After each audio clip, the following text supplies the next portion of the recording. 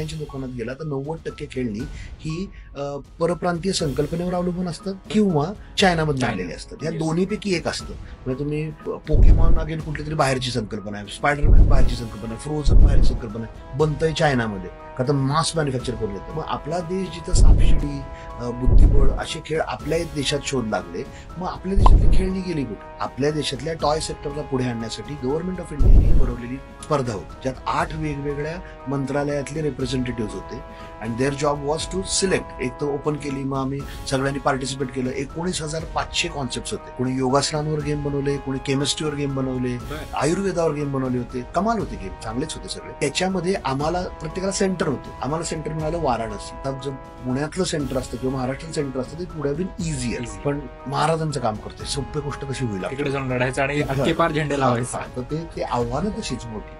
So वाराणसीच्या लोकांना मवाला हे काय आहे, मवाला तो पॉझिटिव्ह वर्ड नाही लागला. इथपासून सुरुवात. म्हणजे त्यांना मावळा म्हणजे काय, आणि वी वर ॲडॅमेंट. म्हणजे ज्यावेळी त्यांनी म्हटलं की why don't you think of changing the name, Mavala is not that easy to digest. आम्हाला म्हणता पण येत नाही, तर तुम्ही हे नाव का ठेवतं? मी त्यांना सांगायचं प्रयत्न, samurai. Who are samurai? The Japanese warrior म्हणजे समुराय. वायकिंग्स तुमची युरोपातले कोणते? मग तसे महाराष्ट्रातली मावळा करण्याचं मला जे, आम्ही त्यासाठी आमचं आयडेंटिटी कसं बदलू? जर आम्हाला तुमच्यापर्यंत पोहोचायचंय, आम्हाला इतिहास पोहोचवायचा आहे आणि त्या प्रोसेसमध्ये मावळा हे पॉप्युलर व्हायला हवं, तर ते व्हायला हवं. नाही तर आम्ही कमी पडलो, त्यासाठी नाव नाही बदललं. सो आम्ही मावळा नाव नाही बदललं, बोर्ड गेमचं नाव मावळाच ठेवलं. अजूनही मावळा म्हणायचं का मावला म्हणायचं असं प्रश्न येतात ज्यावेळी हिंदीत बोलायला लागतं तेव्हा.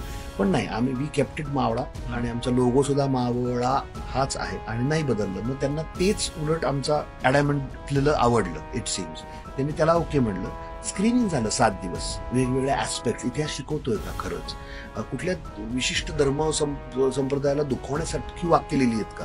कारण की महाराजांचा उपयोग त्याच्यासाठी खूप केला जातो. तेच पॉइंट आउट करायचं असं खूप केलं जातं. हो, हिंदवी स्वराज्य प्रस्थापनेच्या मध्ये येणाऱ्या प्रत्येकाच्याच विरुद्ध महाराज होते, पण स्पेसिफिकली त्याला ओव्हर हायलाइट करण्यात आमचा काही उद्देश नव्हता. आम्हाला मुलांना महाराज शिकवायचे. एका बापाला आपल्या पोराला महाराज शिकण्यासाठी बनवलेले कॉन्सेप्ट होते. सो त्याच्यात तो नाईव्हनेस होता. आमच्या कंटेंटमध्ये पण कुठंच सह्याद्रीच्या कडी दरी खोऱ्यात वीज चमकली आणि हत्तीवरून साखर वाटली, हे जे क्रिंज आहे, मी याला क्रिंज म्हणतो, हे कदाचित चित्रपटांमधून खपत असेल किंवा चमचमत्या म्हणजे एकदम चमकून जाणाऱ्या गोष्टींसाठी ठीक आहे तुमचं वेस्टर्न म्हणून. पण मुलांना शिकवतोय राव, मुलांना लेजिटिमेट इतिहास शिकवू. 65 किलोची तलवार ना ही मोठ्या माणसाने वागवावी. कमाल क्षमता होती म्हणून अचाड गोष्टी करू शकले. आपणही करू शकतो, आपल्या क्षमतेने करू.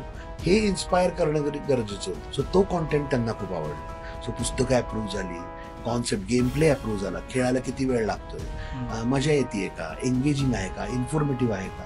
खेळ डिझाईन करताना ना हे घे, हे वाच म्हणजे तुझा खेळ पण होईल आणि अभ्यास पण होईल असं नसायला हवं. खेळण्याचा कॉन्सिक्वेन्स इतिहास शिकणं असेल तर ते मुलांना आवडणार. हे चेक झालं आणि मगच त्याला राष्ट्रीय पारितोषिक मिळालं. मग पारितोषिक मिळाल्यावर वाटलं की यार हे खूप प्रायव्हेट करायला गेलो, हे खूप ग्लोबल होऊ शकते. ह्याच्यावर सगळ्यांचा अधिकार आहे. जे शिवछत्रपती म्हणून प्रेम करतात त्या सगळ्यांपर्यंत हे पोहोचायला हवं. मग त्याचं मास प्रोडक्शन प्रोडक्ट बनलं, मग त्याचे व्हर्जन्स बनले. मराठी, हिंदी, इंग्लिश एकाच वेळी तिन्ही भाषेत शिकवणारा, पृथ्वीच्या पाठीवर इतिहास शिकवणारी, खेळणी बनवणारी एकमेव कंपनी आहे. स्टेम असे 4 प्रकार असतात खेळण्यांमध्ये: सायन्स, टेक्नॉलॉजी, मॅथ्स आणि इंजिनिअरिंग आणि मॅथ्स असं स्टेम असतं. त्यात इतिहासाचा एच जोडणारे आपणच आहोत. कुणीही इतिहास शिकवण्यासाठी काही करत नाही, खेळणी बनवत. We are the only one जे इतिहास शिकवणारी खेळणी बनवतात. म्हणजे वल्ली हा शब्द अगदी सूट होतो असं म्हणायला हरकत नाही.